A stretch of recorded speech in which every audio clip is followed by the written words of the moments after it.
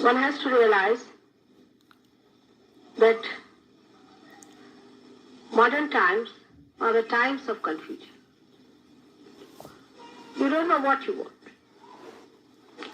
You don't know what you want to ask. You don't know whatever you are doing is right or wrong. Confusion is necessary. Without confusion, we are not desperate. Without desperation, we do not seek. But confusion is only visible when a person reaches a certain area of awareness, or we can say a degree of awareness. Say at a stage when Moses came on this earth, when the desperation was different, that they wanted to get out of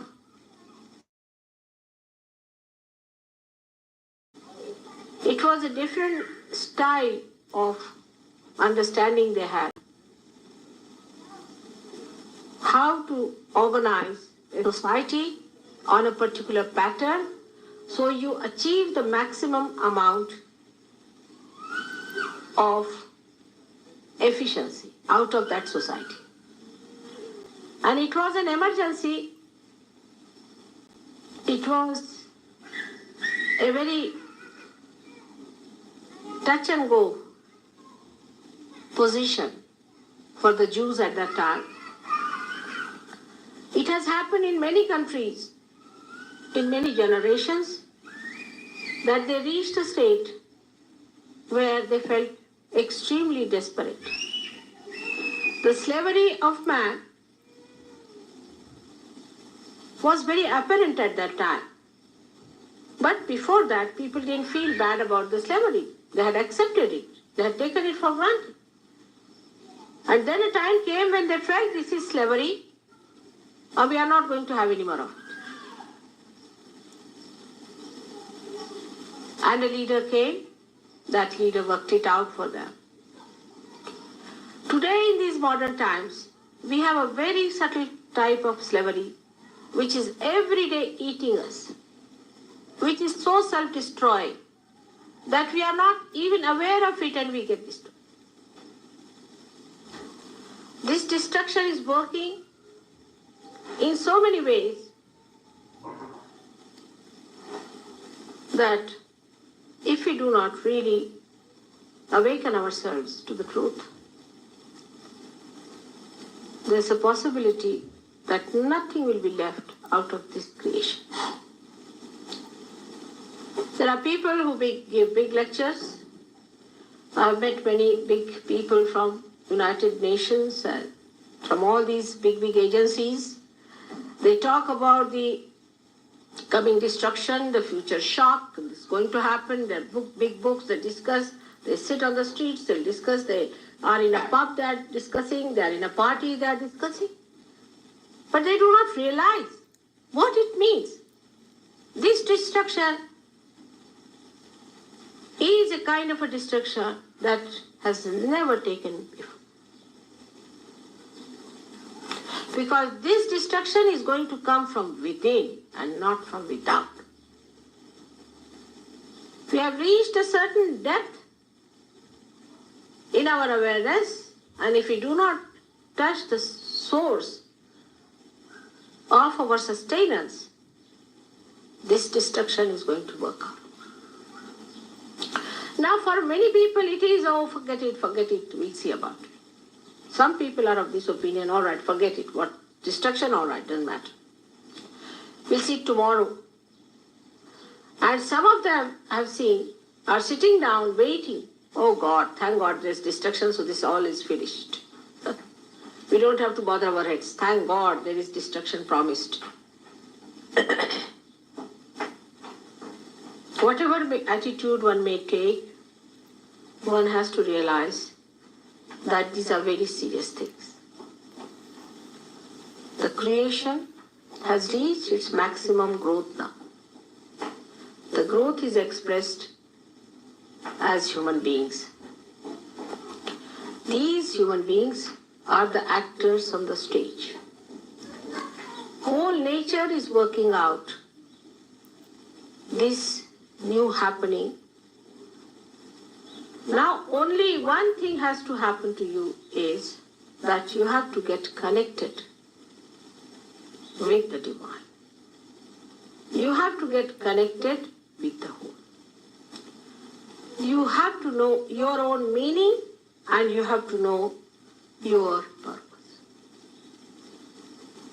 If this can happen to you, then you are in the other world. You are made for this. You are made a human being with a purpose. We must think, all the scientists must ask once at least this question, why? Why are we made human beings? From animal stage, why have we come to this stage? What is the reason?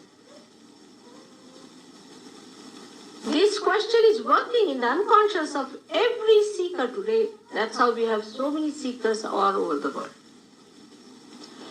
And these seekers are just trying to find out why are we here. Some of them find an answer sometimes in some material well-being. Say our strikes nowadays, railways. But it's very narrow view of the whole thing. Very narrow view. You want to have more pay, all right, have it. Then what? Those who talk of communism, I've been to Moscow, I'm again going back. I mean, if you ask them, they say, oh, we haven't got joy. Yeah. I'm not against communism or against democracy. Both things are just jokes to me. You are neither communistic nor democratic. Only after realization you can become both simultaneously. Because you have no powers to be capitalistic or democratic, you have no power to vote. You don't know anything about yourself. What are you voting for? You can't see. Unless and until there is light, unless and until we can see, how are we going to vote for? For example, we vote a person for what? Oh, he's a very nice man, all right. What is nice about him? How do you know he's a nice man? How do you know he will not be a bad man? Can you say that today the one who looks like a nice, very nice person will not emit scorpions or snakes all around him? A person who apparently looks a beautiful personality may turn out to be a horrid person. There is no absolute way of judging anyone. So how are we to vote any? If you think that you know how to judge, then I think you have to still learn. Because till you make lots of mistakes, you will not admit that I don't know. That's the point. Once you reach that state of saying, I don't know, I say this is a nice man, but I can't say, I'm not sure about this person. That's the point where you reach, when you are unsure about it, that you want to know surely if something is really truthful and honest. Our sense of honesty and everything is so superficial. It's so superficial. For us, honesty means if you give me 5 pounds, I return 5 pounds to his done, finished, dishonest. Everything is so superficial. That's why we can never be satisfied even if you get 10% more pay or 20% more pay. You are not going to be happy. Take it from. Material things do not give us happiness. Never. But I do not say that we do not need material things. We need material things. But matter is something like a cup which has the nectar in it. If you are thirsty, you cannot take it from an empty cup. Anything. It may be a cup of gold. What does it make difference to you? You must have something to quench your thirst. And that thirst, unless and until it is quenched, you are not going to be happy. And what is that thirst? Is this, that still you have not known yourself. It's a very unconscious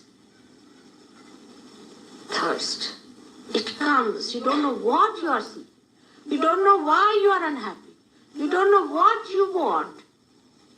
That is the unconscious which is working it out. But the time has come that you should know what you are and what is your glory, what is your greatness, what are your powers. They are all built within yourself. All these days when you grew up, in your evolutionary process, all these things were built within you as shown here. They are all there. Actually, I am just a catalyst, you can say. Just a candle which is enlightened. And this candle, when touches another candle which is ready, that gets enlightened. I mean, you may give it a big scientific name, this, that, a charged personality, this, that, I don't understand. It's very simple for me. We are all ready for it. I just touch you and you get enlightened and you get the light. And when you touch someone, that person also gets enlightened.